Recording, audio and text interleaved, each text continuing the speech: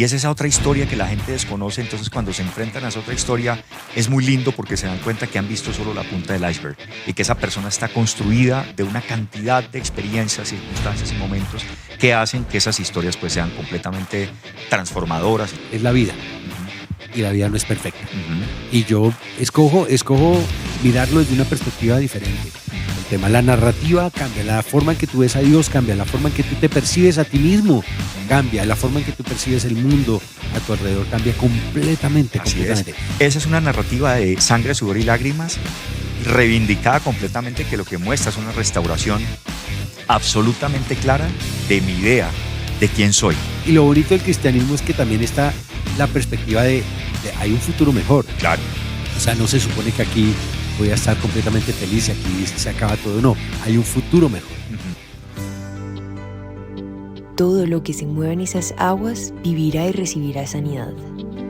El Río, una iglesia relacional, experiencial y de restauración. Bienvenidos una vez más a este video podcast sin libreto aquí en el Río Iglesia Cristiana. Continúo como invitado especial Leonardo Aguirre, que nos está hablando de narrativas. Leo, gracias por aceptar esta segunda oportunidad. Quiero que hablemos porque la vez pasada quedamos en punta con el tema de narrativas, sí. y hablamos de la narrativa de la restauración, de la relación y de la experiencia. Y yo te decía que uno de los grandes retos que uno como pastor tiene es cómo hago yo para que la gente, como hoy en día todo el mundo tiene acceso a medios de comunicación, a diferentes prédicas, diferentes visiones, perspectivas con respecto al cristianismo, ¿cómo hago yo para que haya esa coherencia entre lo que uno predica un domingo en la iglesia y todos tengamos la misma retroalimentación, la misma perspectiva, la misma idea? Nosotros somos una iglesia de restauración, creemos que Dios puede restaurar absolutamente todo y entendemos la restauración como volver al original, que tú seas la persona que Dios diseñó, no la persona que las circunstancias, que los golpes de la vida, que las situaciones duras y difíciles han formado, ni tampoco la persona que un pastor me predica que yo debo ser, sino la persona que Dios diseñó, y eso lo vas a encontrar tú en tu narración, en que oigas la narración de Dios sobre tu vida.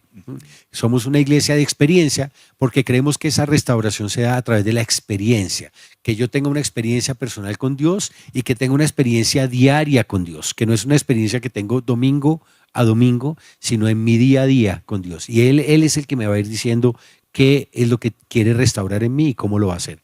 Y tercero, somos una iglesia relacional, porque creemos justamente que la experiencia se da a través de las relaciones. Y es como que estas tres cosas están en un constante movimiento. A través de las relaciones soy restaurado porque tengo nuevas experiencias. A través de las nuevas experiencias soy restaurado porque genero nuevos vínculos, nuevas relaciones. Y a través de la restauración genero una nueva relación con Dios que me genera una nueva experiencia con Él. Todo es un ciclo que se mueve, no es dinámico, no es estático.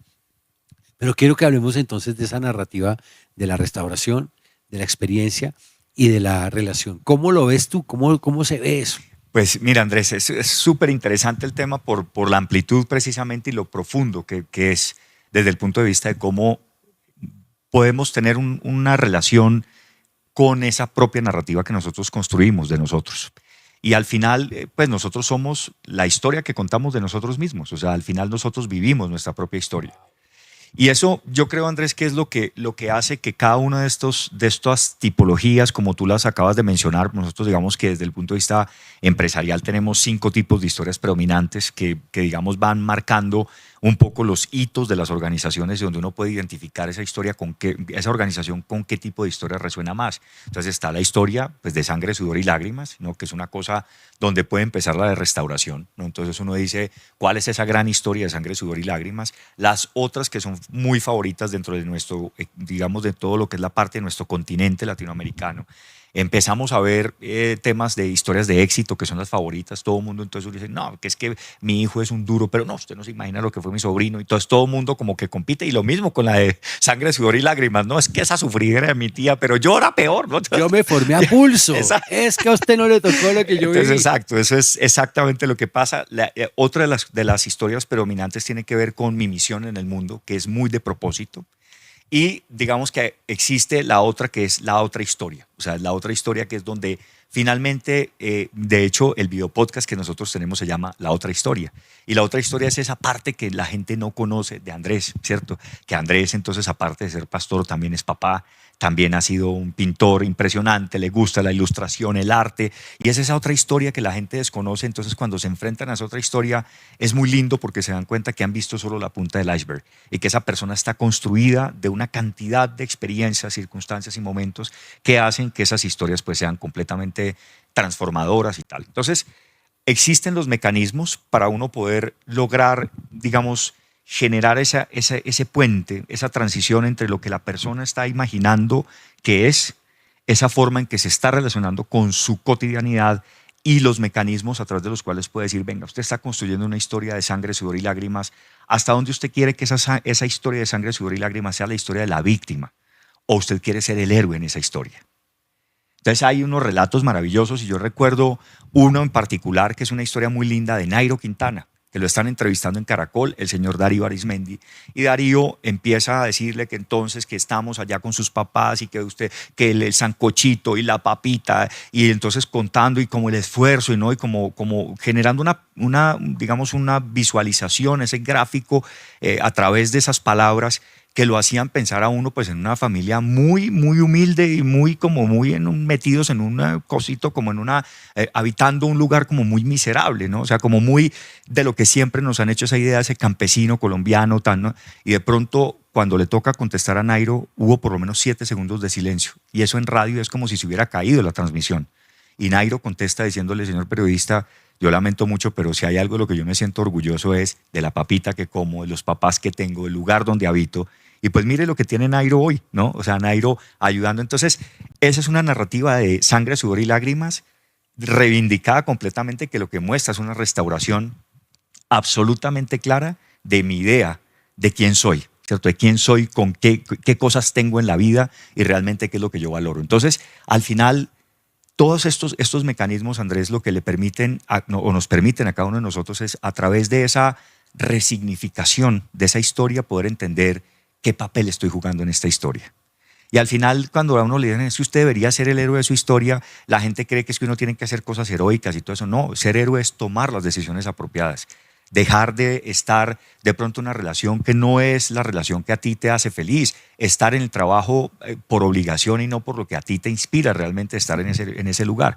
Entonces, ese tipo de mecanismos funcionan muy bien, la resignificación, el reencuadre del que hablamos la vez pasada, y asimismo existen otro tipo de mecanismos en el mundo de la narrativa, como las metáforas profundas, y son esas ideas que nosotros vamos prefabricando que operan muy en el inconsciente, ¿no? Entonces uno dice, bueno, pero entonces esa metáfora del recipiente, entonces uno se puede ver medio lleno o medio vacío.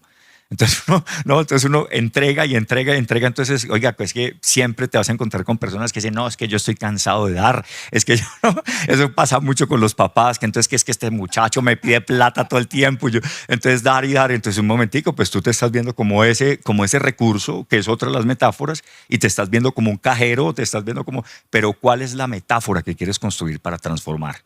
Entonces tú puedes construir una metáfora del equilibrio y saber que la vida no es perfecta, pero que estás intentando caminar en ese equilibrio que te hace sentir más feliz, que los logros que estás buscando de pronto son más ponderados. Entonces, desde esa perspectiva, eso es lo que va generando eso que tú denominabas como ese círculo. Realmente es esos viajes del héroe que estamos emprendiendo. Entonces yo puedo empezar a restaurarme, pero al principio pienso que yo no necesito ser restaurado, que yo, mejor dicho, perfecto y yo, ¿cierto? O sí, me tocó una vida muy dura y es que a mí nadie me va a sacar de esto porque es que yo de malas y yo, ¿no? Entonces empiezas como a rehusar ese llamado, de pronto te llegas como a ese momento en el que necesitas cruzar el umbral porque como que tocas piso, ¿no? Como que te dicen, hey, ya no más, y te dices a ti mismo, oiga, yo ya no más de esto, o sea, como que ya no te aguantas a ti mismo dentro de ese tema y empieza el proceso de sanación. Mira que hay un tema muy interesante que tú pones ahí, por ejemplo, el caso de Gedeón. Gedeón se veía él mismo como el más insignificante, la tribu más insignificante, y cuando llega el Señor, le dice guerrero valiente. O sea, en Dios ya la restauración fue hecha, ya está dada, pero depende también de ti el verte como Dios te está diciendo que Así es, lo que decías, el diseño original. Entonces, si al final te estás sintiendo hijo de Dios, pues ¿por qué estás aceptando tantas cosas que no están dentro de ese diseño original? Y digamos que como digo, no se trata de ser dogmático con este tipo de cosas, pero sí, yo creo que desde el mismo pragmatismo es el tema de, oiga, usted tiene la opción. Al final siempre está la opción de querer, que hay una cosa también que desde el budismo, además tiene una frase bellísima que dice que finalmente el dolor es inevitable, pero el sufrimiento es opcional. Y yo creo que sí, nos pasa eso mucho en la vida. O sea, va a haber un tema muy complejo en el que vas a tener que encontrarte con circunstancias que no eran las que estabas esperando, con un hijo que de pronto no era la idea que tú tenías de cómo esa relación papá-hijo se pudiera dar, incluso con los jefes, incluso con el mismo tipo de realización que uno tiene en su vida profesional. Pero finalmente tú decides si quieres mortificarte con eso y sufrir y llevar una carga a cuestas, o finalmente soltar y decir, necesito emprender otro camino y empezar un nuevo ciclo vital en el cual empiezo a reescribir esa historia. Eso es un poco lo que pasa con este tipo de las conexiones. Y ahí, cuando ya empiezas a salir como de ese umbral, empiezan las nuevas conexiones, empiezas a relacionarte de una forma distinta, porque en la medida en que tú cambias ese chip, empiezas a hacer conexiones con personas que son las que resuenan con esa forma nueva en que tú estás viendo la vida. Eso es un poco lo que pasa con todos estos tipos de trabajo en narrativa. Ok, y la otra parte, la experiencia, ¿no? Esa es, yo diría, Andrés, que se vuelve como el cemento que pega todos esos ladrillos. Porque al final la gente piensa que ese es el momento final y resulta que no, es una transversalidad, porque en la medida en que articulas tus palabras distinto y empiezas a pensar distinto sobre ti mismo, empiezas a experimentar las cosas de una forma completamente diferente. Entonces empiezas a relacionarte con gente distinta, empiezas a frecuentar lugares donde te sientes más a gusto, tienes un círculo de amigos donde empiezas ya a sentir que resuenas distinto, o te puedes equivocar también, decir de aquí yo no pertenezco, ¿sí? Empezar como a encontrar eso, pero la experiencia se vuelve realmente esa transversalidad, y es donde empiezas. Yo diría que la mejor forma de entender que esa narrativa está construyendo algo valioso en ti es la tranquilidad que empiezas a experimentar. Es un estado de serenidad en el que sientes que hay armonía, en el que sientes que las oraciones tuyas son escuchadas, no desde el punto de vista de esa fantasía que el milagro, entonces yo me encierro y oro 3 días y entonces pues ya mañana amanezco con 4 kilos menos. No, eso no existe, ¿no? O sea, como que no, o me va a amanecer la cuenta llena de billetes, eso no.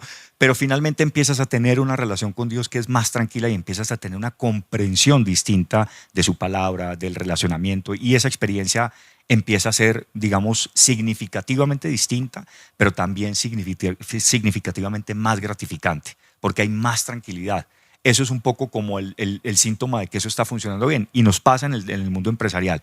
Tú llegas y adviertes cuando entras a la organización un ambiente tenso y tal, después de unas intervenciones, cuando ya ha habido talleres, cuando ya tienes unos focos de intervención, entras y es como si llegaras a una organización diferente, completamente distinta, hay más comunicación, tú escuchas que la gente se está riendo cuando antes solo oías el taca, taca, taca del computador y la gente con sus audífonos completamente aislados, y esa es una experiencia de transformación.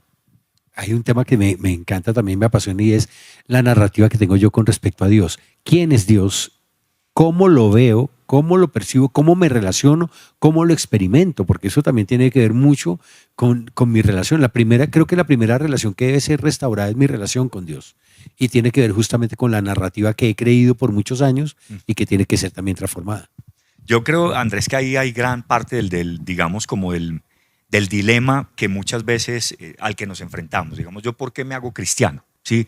Yo arranco siendo católico y me convierto en cristiano porque me doy cuenta que la narrativa con la que yo me estaba identificando era con un Dios que, mejor dicho, donde yo medio mal pensara, me iba a caer con toda, y entonces me iban a venir pero mejor dicho, una sarta de maldiciones que iban a ser como una cosa que me iban a perseguir de por vida. ¿Esto por qué? Por una formación muy religiosa, muy pegada al tema de ir a la religiosidad, ¿no? Entonces a seguir como el tema del rito religioso, y me encuentro después de un infarto que tuve con una persona que me acerca al Señor desde el punto de vista cristiano, y que es además el padrino de mi hijo mayor. y él llevaba siendo cristiano muchísimo tiempo, y lo que me empieza a encantar de este tema del cristianismo es precisamente el poder tener una idea de Dios diferente, de un Dios que me acompaña, de un Dios que es absolutamente generoso, de un Dios que es capaz de darte la posibilidad de las segundas oportunidades que hemos hablado tanto, y de no tener, digamos, no es esta idea que es que yo tengo un Dios de bolsillo, entonces ese es el Dios más conveniente porque entonces tal, incluso es mucho más exigente desde el punto de vista, yo diría que de la convicción, el ser cristiano que católico. Para mí, en ese momento lo fue. O sea, porque era como que listo, yo iba a la iglesia y los domingos y tal. No, aquí es que todos los días oro, que todos los días estoy leyendo la palabra, que siempre me estoy encomendando al Señor. Entonces mi relación cambió mucho en ese tema de la frecuencia, la intensidad, y se volvió, digamos, un compañero de vida. O sea, esa idea que yo tenía de Dios era como que yo lo tenía por allá y entonces pues como que me tocaba pedirle el favor y tal. No, ahorita es cercano y es como verlo como un papá. Que ese es un proceso que también ha sido, yo diría que un proceso que ha tomado tiempo, no es un proceso como que uno llega allí después de venir a 4 servicios y tal. Entonces, no, pues yo llevo ya cerca de 20 años siendo cristiano también. Entonces, pues no es como un tema que llega de la noche a la mañana, pero vas empezando a descubrir en la medida en que tengas, yo diría que la intención, porque no se trata tanto de la disciplina, sino como de querer realmente el tema de tener la motivación suficiente de dejarte influir por la palabra de Dios, de dejar estar, digamos, como en un ámbito en el que Dios sea tu prioridad, empiezas a tener un relacionamiento completamente distinto. Y esa idea, pues ya cada uno se la va formando, ¿no? Mira que a mí me está pasando en esta época de mi vida que estoy leyendo, me gusta leer diferentes versiones de la Biblia, porque creo que cada persona que traduce aporta algo. Aporta algo. Creo que hay unas que son desacertadas, pero creo que hay otras que de verdad me abren una perspectiva y entonces estoy leyendo la Biblia con otro tono. Y creo que eso ha sido maravilloso en mi forma de relacionarme con Dios, que de alguna manera quitarse la religiosidad no es tan fácil. No es fácil. Y no solo la religiosidad de pronto de una religión tradicional, sino también del cristianismo. Obvio. Que el cristianismo también le mete a uno unos palazos de religión fuertes que te hacen ver a un Dios también claro. Muchas veces distorsionado, no el Dios real. Y ha sido para mí maravilloso como poder acercarme en un nuevo relacionamiento, verlo como tú dices, como ese papá, pero no solamente verlo como ese papá, sino verlo como ese papá que quiere verme triunfando, que quiere verme prosperar, que quiere verme feliz, que quiere verme productivo, que quiere verme en una perspectiva completamente distinta a la que de pronto yo había aprendido en mis inicios cristianos. Y eso ha sido maravilloso. Claro. Tengo una narrativa nueva y diferente para mis hijos, para mi familia, para la iglesia, claro. que Dios me puso a liderar. Tengo una narrativa distinta para las personas con las que me vinculo. Hoy puedo mirarte a los ojos y decir, no todo, como decías ahorita, no todo va a ser un jardín de rosas. De acuerdo. Va a haber momentos duros y difíciles, pero depende de ti. Sí. Cómo quieras asumir esos momentos difíciles, porque tú puedes echarte a la pena y tirarte al dolor y tragarte la narrativa de esto es castigo de Dios, víctima, ¿no? Claro. O pobrecito yo. Sí. O puedes decir, wow, es la vida. Y la vida no es perfecta. Y yo escojo mirarlo desde una perspectiva diferente. El tema, la narrativa cambia, la forma en que tú ves a Dios cambia, la forma en que tú te percibes a ti mismo cambia, la forma en que tú percibes el mundo a tu alrededor cambia completamente. Y no todo va a salir bien en la vida, no todo va a ser perfecto. El hecho de que te hagas cristiano no garantiza que todo va a salir a pedir de boca. No, Andrés, pero sí tienes una ayuda demasiado grande. O sea, el tema de poder estar afianzado en la fe del Señor sí ayuda un montón, por lo menos a asumir mejor que esas cosas que pasan de la vida y que están fuera de tu control, pues finalmente te da como una tranquilidad de saber que tu fe está puesta no tanto en las cosas terrenales, sino en lo que este Dios te está permitiendo, que es lo que decías, o sea, que es un Dios que te quiere ver triunfante, que te quiere ver feliz, que quiere ver cosas en ti que tú mismo en un momento dado estás opacando porque estás teniendo digamos como una visión de la vida muy pequeñita, ¿no? Como que muy, muy lastimera. Eso realmente yo creo que sí es una ayuda que creo que es un plus que tenemos quienes estamos ya en el camino del Señor. Es como que al final sí pueden pasar circunstancias muy duras, pero te levantas de una sala de juntas diciendo, Señor, si esta puerta se cierra, ábreme 5 más. Si esta puerta se está cerrando, déjame saber por qué.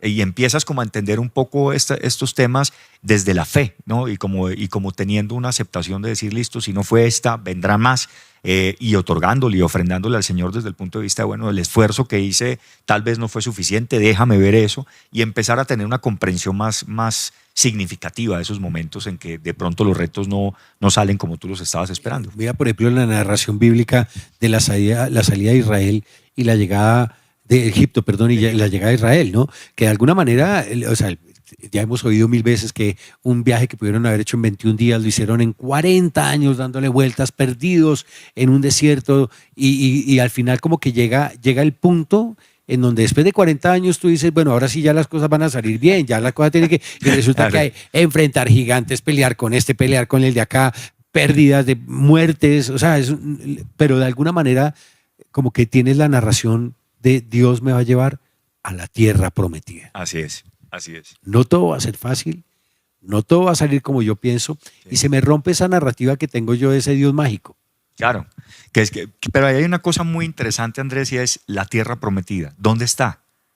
Y la tierra prometida es esta, o sea, esta es la tierra prometida. O sea, el momento que estoy viviendo. Este momento que estás viviendo, o sea, nada mejor que tener esta conversación, nada mejor que uno poderse tomar este café, o sea, lo prometido está aquí. Lo que pasa es que tenemos esa idea de entonces, ¿cuándo? Entonces voy a esperar, entonces ser santo aquí, entonces orar mucho y encerrarme con la Biblia, entonces para que mañana llegue a la Biblia. ¿Y cuándo es mañana? Y cómo y en qué estado vas a pasar a esa tierra prometida. El paraíso es este, y lo que hay es que empezar a disfrutarlo de esa manera y tener pues ese discernimiento y esa perspicacia de uno entender que es que en cada detalle está eso que Dios ha puesto para que nosotros realmente disfrutemos de esa vida que nos ha dado. Entonces creo que ahí ese tema de la tierra prometida es el hoy. O sea, es que te levantas en la tierra prometida, es que trabajas en la tierra prometida, y eso es un poco también el tema de esa transformación. Es que es como la idea de algún día, ¿no? No, sí, cuando yo sea grande voy a querer, no, entonces algún día voy a salvarme. No, eso es, el tema es cómo empiezo a disfrutar ese hoy de una manera mucho más plena, más presente, estar como mucho más consciente de que esa construcción de ese ideal lo puedes empezar a hacer en este preciso instante. Eso es un poco lo que pasa con todos estos temas, que al final como narrativa lo que necesitas es hablar contigo mismo mucho. Y yo creo que una de las cosas importantes que empiezan a nutrir mucho tu narrativa es escuchar mucho. Sobre todo saber escuchar, o sea, es porque entender qué es lo que las personas te están queriendo decir cuando te están pidiendo ayuda, cuando dicen que están desesperados, cuando tienen un genio terrible, cuando se levantan con el pie izquierdo, ¿no? Pero como si tuvieran doble pie izquierdo. Entonces uno dice, bueno, esto algo pasa, y es como poder saber entender eso, porque además tú también te levantas en esa actitud muchas veces.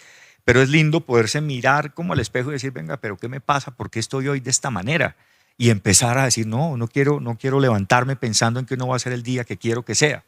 Y empezar a construir desde el punto de vista de Dios. Venga para acá y ayúdeme a que esto salga como yo quiero. Mira que hace poco estuve predicando, el título de la prédica fue justamente Frustrado. Sí, claro que la vi. Porque pues sí, me llegué esta semana y lo único, yo le decía a Dios, dime algo, y lo primero que oigo de parte de Dios es ¿frustrado? como que Dios me lleva también a mirarme a mí, ¿frustrado por qué? Ajá. A ver, ¿cuál es la frustración tuya? Porque ya todo está hecho, ya soy salvo, lo que acabas de decir, yo ya soy salvo. No es que algún día alcanzaré la salvación, no, ya soy salvo, ya puedo disfrutar el hoy, ya puedo tener una perspectiva de salvación hoy. Esta es mi tierra prometida que puedo hoy disfrutar. Aquí encuentro la leche y la miel que Dios me prometió y tengo que aprender a abrazarla y disfrutarla. ¿Sí? Y lo bonito del cristianismo es que también está la perspectiva de hay un futuro mejor. Claro. O sea, no se supone que aquí voy a estar completamente feliz y aquí se acaba todo. No, hay un futuro mejor. Y eso también me llena a mí de esperanza y de ilusión. Pero mientras llega ese futuro, el presente. Disfruto el hoy. Claro, disfrutas el regalo de ese presente del hoy. Disfruto las personas que tengo hoy a mi lado, el momento que estoy viviendo, como decías ahorita, el café que me estoy tomando hoy. Leo, muchísimas gracias. Por favor, Andrés, a ti gracias por esta invitación. Por este ¿Dónde podemos encontrar el podcast? ¿Es video podcast? Es un video podcast. La otra historia, ¿no? Se llama La Otra Historia y siempre corre en LinkedIn, que es como la red profesional en la que siempre estoy, y me van a encontrar como Leonardo Aguirre. Y ahí los personajes, pues son personajes que conozco desde el punto de vista empresarial, con quienes he tenido la fortuna pues como de conversar, y ya hay como 4 entrevistas muy interesantes que están ahí publicadas, y bueno, vienen más.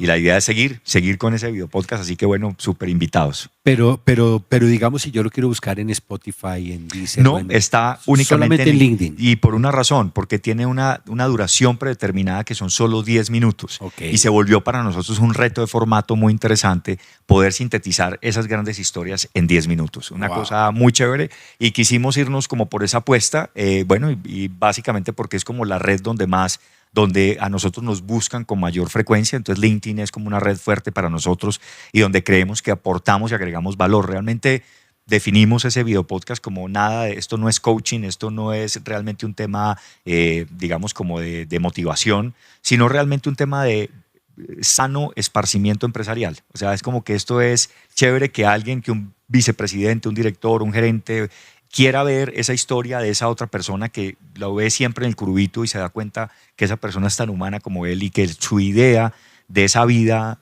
maravillosa y perfecta que muchas veces tenemos, pues tienen también unos temas y unos desafíos que esos líderes a veces pues no están contando, no van por los pasillos contándole a la gente, oye, hoy estoy deprimido, sí, me pasó algo tal, es que no, mi gato hoy no amaneció. Me clonaron la tarjeta.